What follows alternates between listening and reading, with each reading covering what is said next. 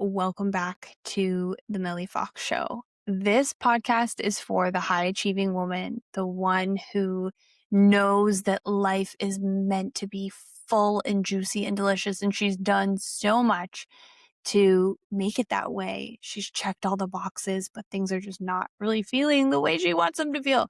And that's why you're here. Because, you want the juice back. And that's what these conversations are about.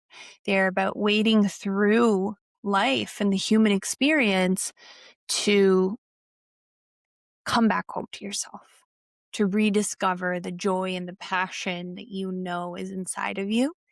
And I'm here to have those conversations. I'm Milli Fox. I'm a self-leadership coach for high-achieving women that want to keep growing and keep feeling the way they want to feel. Because a lot of y'all have lives that look great, but don't feel how you want them to feel. So we're going to change that.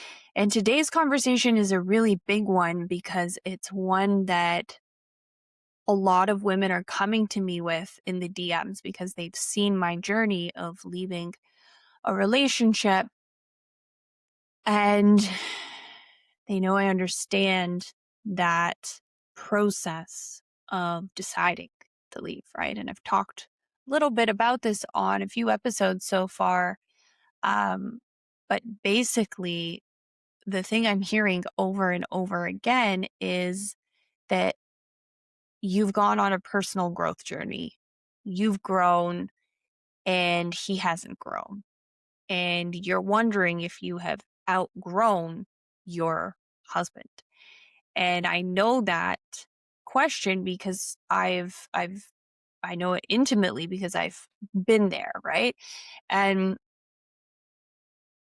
I understand that we go through different seasons as people. And if you're expecting to be with someone for a lifetime, you're going to need to reconcile with the fact that there will be seasons where you guys are on two different pages. You're in two different, chapters. And that doesn't necessarily mean it's time to leave, right? Like they say to love somebody is to attend 1,000 funerals of the people that they have been or they will be. And I didn't want a divorce. I didn't believe in divorce. I said I would never get a divorce. And I didn't want to fail. I didn't want a broken home. I came from a broken home. Having a successful family was one of the top achievements that I wanted to have in my life to prove that I had broken the generational cycles and done something differently, right? But I also didn't want to spend the next 40 years of my life in something that really felt miserable. Feeling resentful, feeling lonely, feeling disconnected. And I think that we often feel that there's, two options, or we're given two options, is to stay no matter what, or to leave and choose yourself, right? And there's a lot of swampland, call it, in between those two, because you don't just jump on one of those ships super easily. Some people do. And I mean,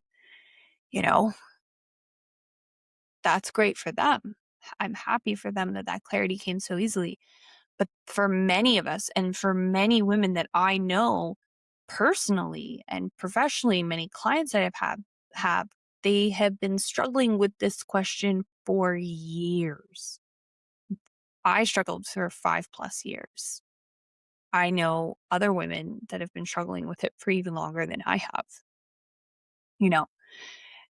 There is a lot of space here for discovery and introspection and looking at all of the different pieces, right? Because first, we know that personal growth can create relationship friction, not even just in your marriage, with everyone, because all of a sudden everyone's like, yo, who is this? you're not like you used to be, right?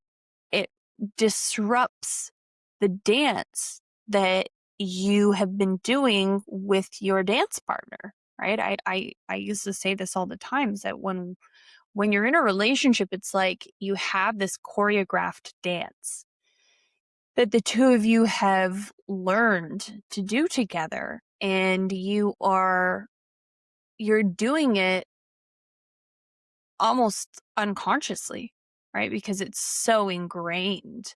It's second nature. It's like highway hypnosis. You are in these patterns that you've both agreed to, essentially, because, if you hadn't agreed to them, they wouldn't be happening, um, in some sense of the word. That's a difficult one, especially in abusive situations, right? If I am not blaming the person who has been abused in any way, shape, or form. I have been in the situation where I have enabled behavior that was not acceptable and stayed in it for a very long time, and became a classic case of, oh, well, why did you let that happen? And why didn't you leave? And all of those questions. It's a lot more complicated than that, right? But you're in this dance, and it's whether you like it or not. And when you move into personal growth, you change your side of the dance. You change your choreography. And the other person becomes discombobulated because of that, because they're used to you going this way when they go that way. And when you don't do it, they're like scratching their head. They're tripping over their own feet, right? And it is normal for you to feel disconnected when you are, while the rules are recalibrating. And it doesn't automatically mean that you've outgrown your marriage. It doesn't. Like I said earlier, it's going to happen that you're going to be in different phases of growth at different points in your marriage. And we know that, you can't just jump ship that easily. But for me, I approached it as this project that I had to, fix myself in order to fix the marriage. I took on all the personal responsibility that you could possibly take on. And, that idea was reinforced that if I just had less trauma, then the relationship would be better. If I didn't have as much attitude or reactivity or tone, that, the relationship would be smoother. So I got to looking at that. I look at my stuff. I think that most self-aware women are almost that almost sorry, let's say that again. Most high achieving women are almost too self-aware. So I got into learning about relationship dynamics, about my own stuff. I was deep into the shadow work and the therapy and I did parts work. I did like IFS, internal family systems. I did a lot of energetic healing, chakra balancing, past life regression, like you name it. I tried it on my journey to, on my DIY fix myself journey. And I went into the relationship side of things. I learned about masculine and feminine dynamics. I learned about, um, emasculation and how to be more in the feminine. I looked at communication, learning, they say the I statements, right? Like, okay, I feel da da da. It's not that simple, when you put it into practice, but I learned about how to express my needs. I learned the best of my ability to communicate in a way that was non-defensive, that was not attacking, all of those pieces. And I think that a lot of women, when they go on these journeys of learning, they slowly arrive at this decision, let's call it, that's born out of resentment, that basically says, like, fine, I'll just do me. And they cut off energetically from the marriage and they go into deep resentment, scorekeeping, hyper independence if they're not already. It becomes even more. You know, there's this comes from mothering your husband. It's part of it, right? And then eventually becoming emotionally unavailable to your husband because you believe at that point that, you know, you're the enlightened one. And resentment sometimes can masquerade itself under different hats. One of those being enlightenment and wisdom. And one of the things that we have to be really careful for, and something careful of, and something that I have known and noticed across my life and my journey, is self-righteousness. Whenever I feel self-righteous, I take it as a big, fat, waving red flag that I need to hold up and take a look at what's going on internally. I know that when I am being self-righteous, that I'm sitting on a high horse, that I am not looking at the full picture.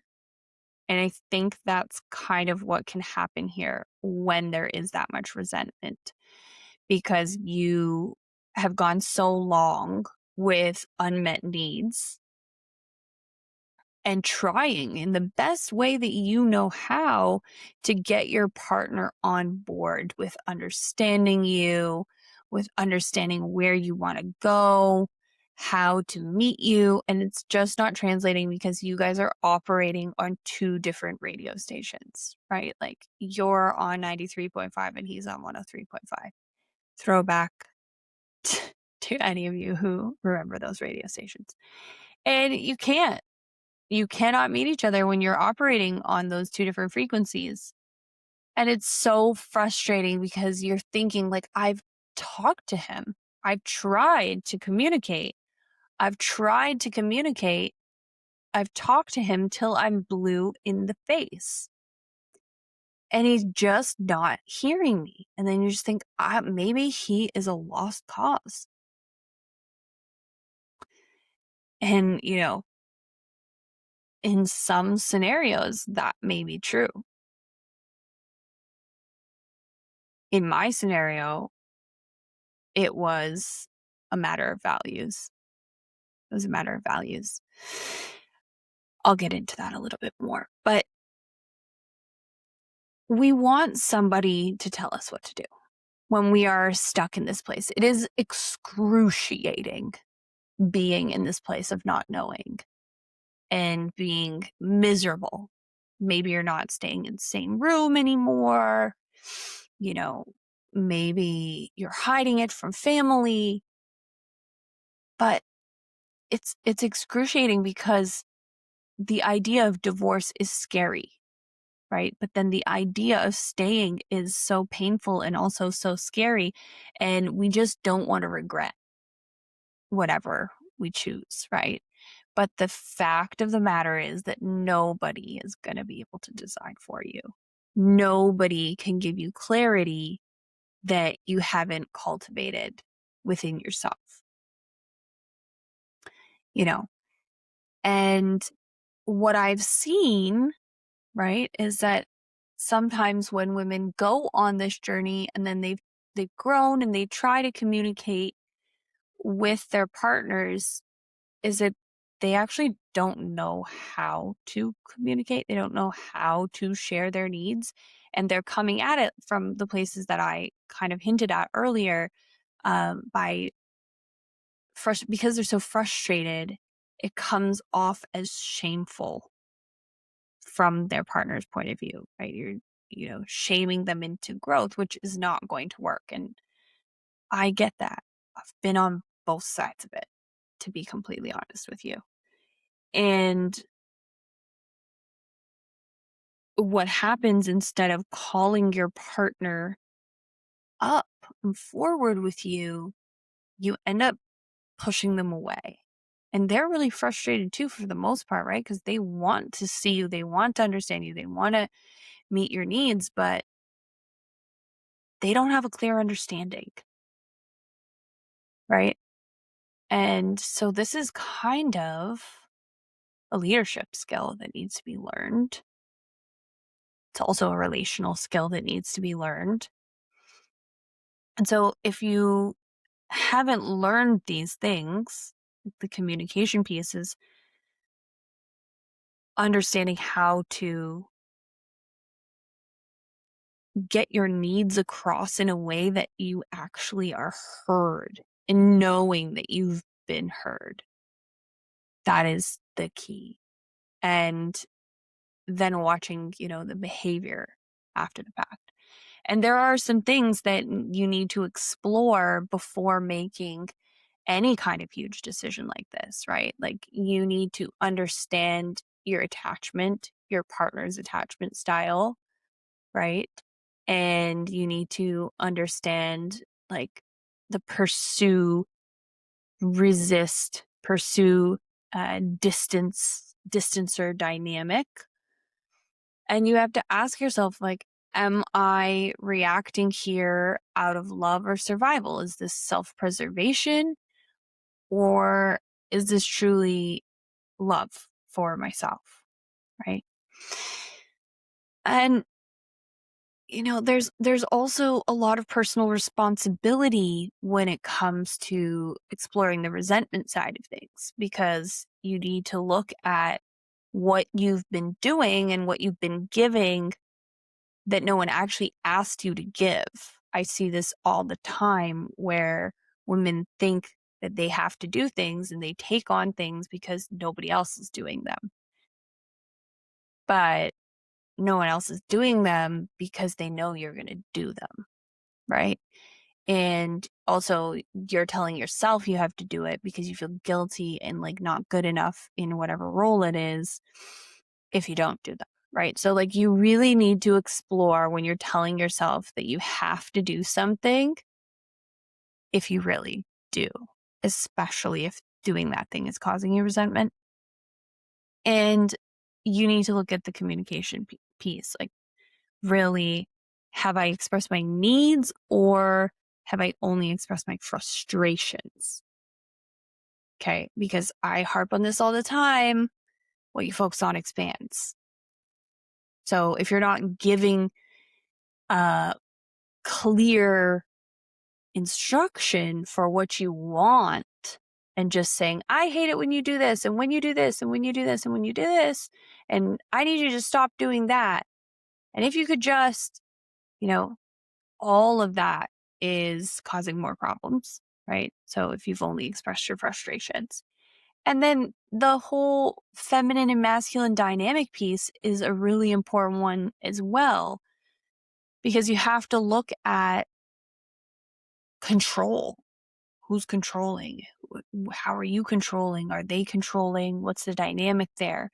What's the dynamic of receiving in the relationship, of respect, of trust, of emotional leadership?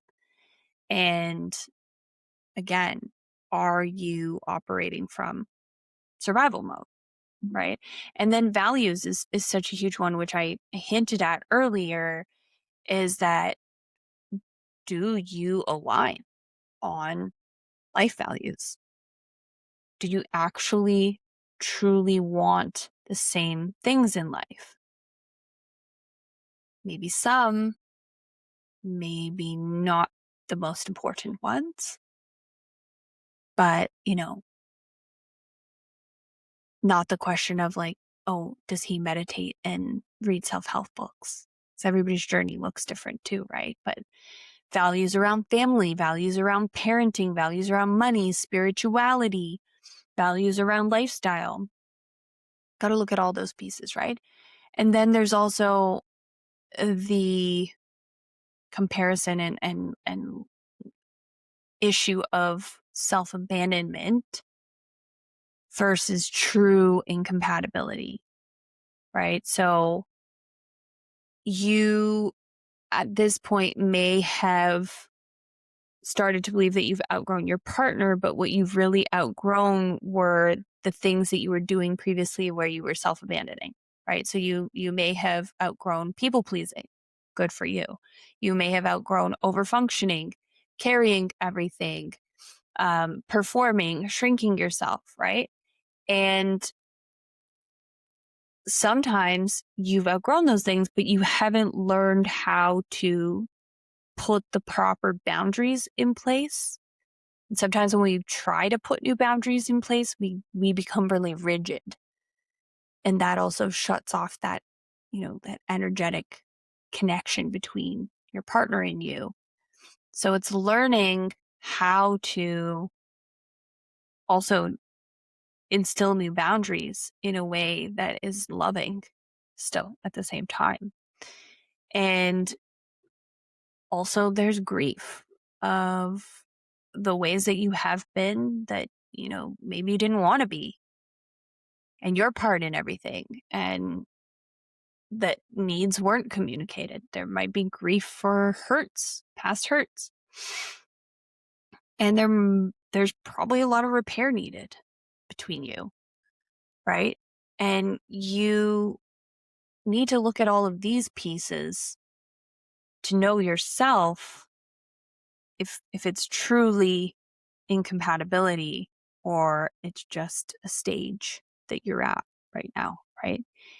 And, I say this having left my marriage. I say this in a new relationship 3 years in that is the healthiest relationship I've ever had in my life. And all of these pieces that I learned that I embody now that, air quotes, should have been enough to save my marriage if it were savable, are now being applied in real time, in real life, in the relationship that I have now.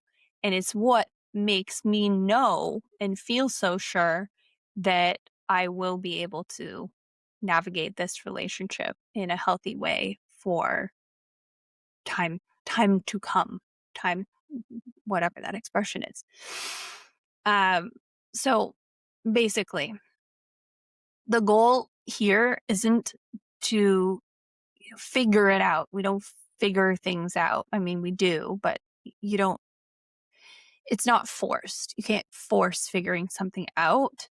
And, the goal isn't to just save the marriage or leave the marriage and gain enough bravery to do so. The goal is to fully understand yourself, to self-mastery and connection to self, because from there, you will know the truth. You will know what to do, right? And, if you are listening to this and you're asking yourself, I don't know if this relationship is going to be able to come with me where I'm headed, where the trajectory that I'm on, the places I know I want to go, I want you to know that you're not alone. Women on this earth are ascending at an incredible rate. And you also don't have to rush. I know it's so uncomfortable. And you're probably telling yourself in your head that there are reasons why you need to figure it out ASAP. But you get to take your time. It takes as long as it takes. It's not a comforting statement. It's a true statement. You get to take as long as you need. So the question is obviously, who am I becoming? We already asking ourselves that question. But the question of, can this relationship evolve with me, is not a black or white question. And I hope that from this episode, you have a bit more insight into the areas that you can start exploring and looking. And I am going to link a couple of my favorite books that I read during this time in the show notes. They are Nonviolent Communication, The Queen's Code, another incredible one, and Conscious Uncoupling. I'd say those 3 books, hands down, brought me the most during my process. And because so many of you have been coming to me with this, sharing with me, relating to me, telling me that my story has helped you, I am and have been considering putting together a small group for women navigating this exact situation. It's not marriage counseling or a husband fix it program. It's really a place to explore all of the things that I've talked about in this podcast episode: self-trust, resentment, attachment styles, nervous system, communication, values, masculine and feminine dynamics, and ultimately to have the tools to find clarity for yourself. So if that resonates with you and you're like, oh my God, I want to be a part of that beta group, then DM me on Instagram at Milli Fox, MILLIFOX, with the word clarity, because I'd love to hear from you. Absolutely. Okay, that is all for today. If you like this, or if you know somebody who could use it, please share it. Please subscribe. Please leave a rating.